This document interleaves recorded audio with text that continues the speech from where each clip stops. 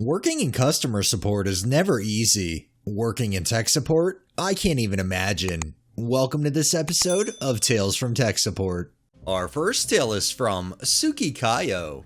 I think we've all heard the stories about people somehow deleting apps they shouldn't be able to delete.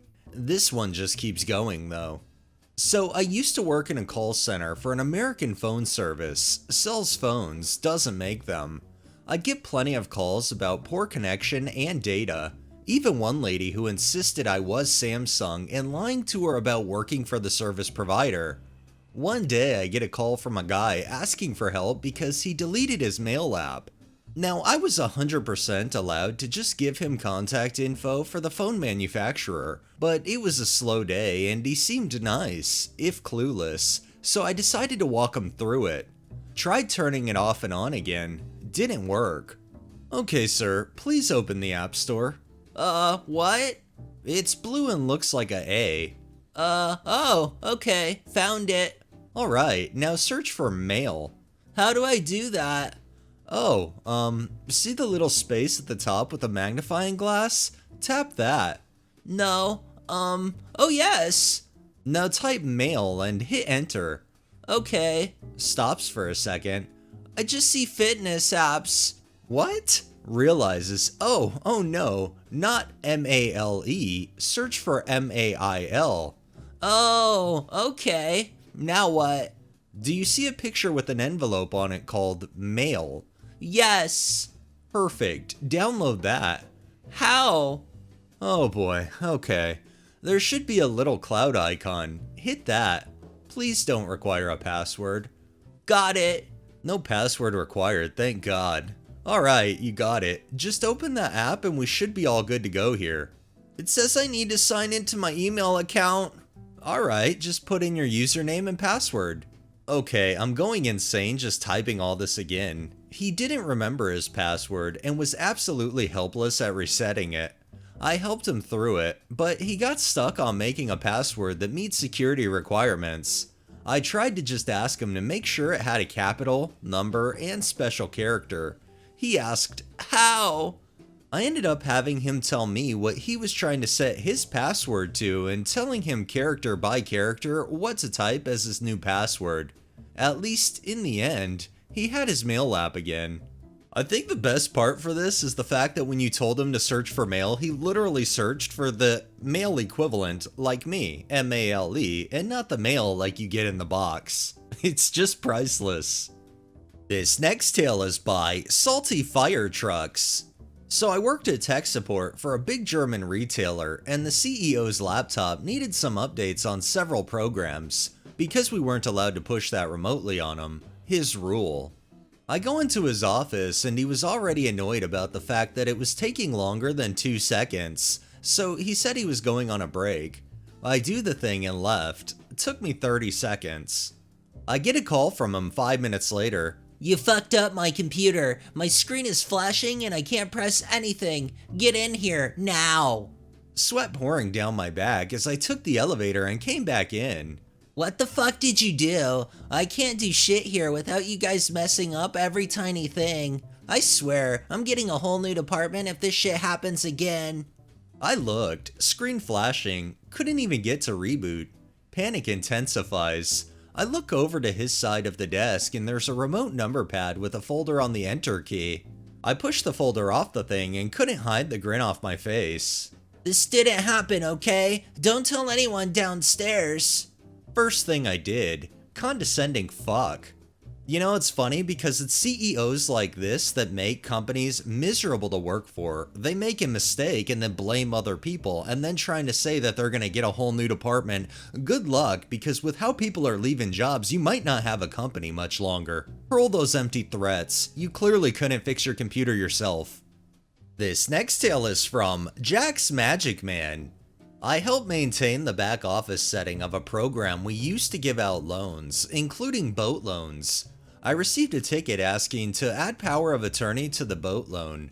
No big deal. I can just go through and attach the loan product after making anything that can be fillable automatically pull from the system when it can. It takes a couple days just to make sure I get it programmed right. I take about a day, go through it, and right before I add it to the product, I notice that nowhere does it actually say boat on the POA itself. So essentially, the work I did could be added to other loans as well and not have to worry about it later, but the ticket only said to add it to the boat loan. Knowing the process, it's much easier to add it now to the other loans than it is to add later. Once it's been compiled by the program, you can't just go and add it to other things. It's silly. I would need to use their version control, which is a pain in the rear. So just to make sure, I send an email to the person who opened the ticket. Hey, I know you opened the ticket for the boat loan, but since it's a generic POA, I was wondering if you might in the future want it for the other loans. I could add it to the other loans with no problem. I said to put it on the boat loan. It's not that difficult to follow the ticket. It says boat, so that's where it goes. It can't be that difficult. I don't understand why everything becomes 20 questions when we open these tickets. So I put it on the boat and closed the ticket. Guess what? 2 days later, a ticket comes in. Please add this power of attorney to other loans.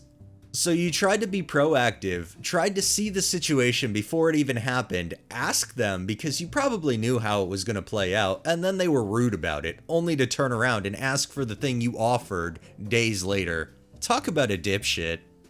And our final tale is by Viper 30,000.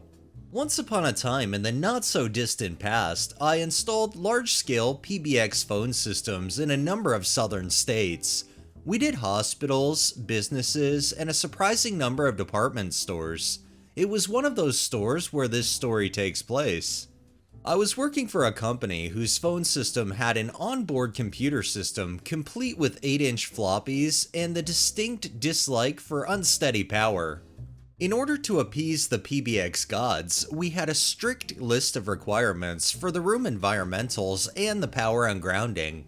The room needed to be clean and without excessive dust, with climate control, temperature in the 70-degree range on the Fahrenheit scale. Most of all, it needed dedicated Phase 3 208 vac power with a dedicated computer ground. This involved the XO lug on the supply transformer and ideally included a link to a ground rod or building steel.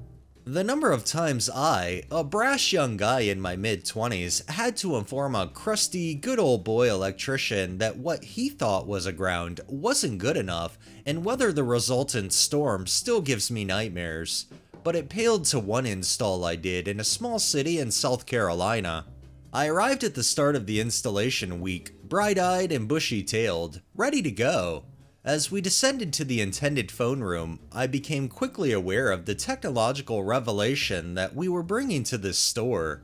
Sitting outside the phone room was the current phone console, with the phone operator wearing a headset and very literally switching and connecting calls like you see in the old movies, plugging and unplugging cables in an upright patch panel.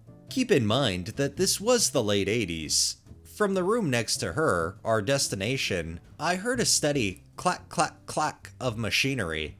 Upon entry, I discovered that the phone system was the old-style stepping switch equipment. The noise in the room was deafening, and relays and contacts continually made and released. My interest in the antiquated equipment was, however, dampened by the condition of the room.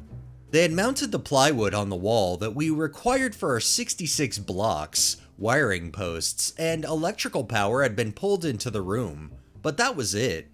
There was no ground bar, no power. The room was at least 90 degrees, and worst of all, the floor was covered in such a thick layer of dirt and dust that we were leaving footprints as we walked. I immediately informed our customer contact that this was not acceptable and why. And after I left a specific list of items that needed to be done before I returned, I drove back to the airport to return home.